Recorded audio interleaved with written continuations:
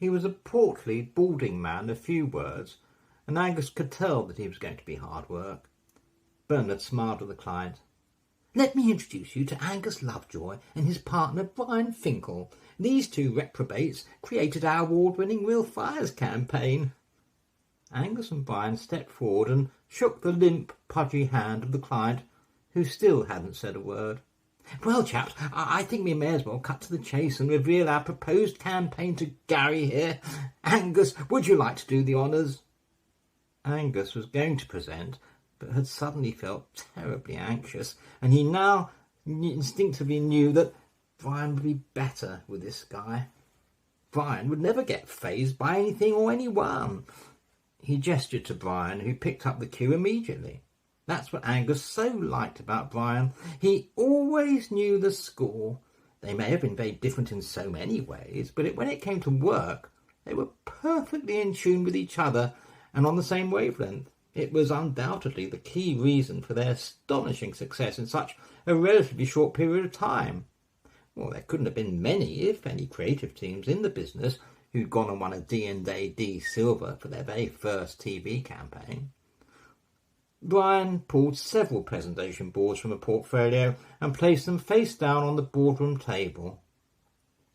"Let me first thank you for this opportunity to work on your brand. It's the first time Angus and I have had the pleasure of working on diarrhea tablets, and we can see this campaign of ours running and running. To kick off, I'm going to present you our strapline for the campaign. As you know, your product is purchased predominantly by holidaymakers, so we have built our campaign around this premise and propose to run this strapline on all work that we produce, whether it be in print, TV or radio." Brian revealed the first board with a white headline reversed out of a black background. It read, "Don't let your stomach upset your holiday." Bernard chuckled to himself while the client sat stony-faced and totally unresponsive. Brian continued in his assured manner. I'd like to show you our press campaign first," he said, and then revealed a double-page spread that was taken up primarily with images of toilets.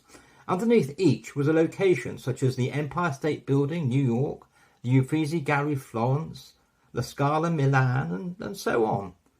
"As you can see," continued Brian, "we have here a veritable smorgasbord of public conveniences around the globe, and our headline reads, 'Tourist spots to avoid this summer.'"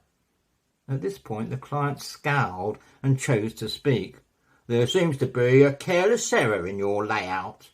"I beg your pardon?" "Yes, a careless error. Third toilet from the bottom, right. It's all skew width. Like I said, a careless error." Brian laughed. "Oh no, that's not an error. It's deliberate. You have to read the title beneath it." Gary placed reading glasses on his nose and peered at the offending toilet. "Leaning Tower Pisa? I suppose you think that's funny."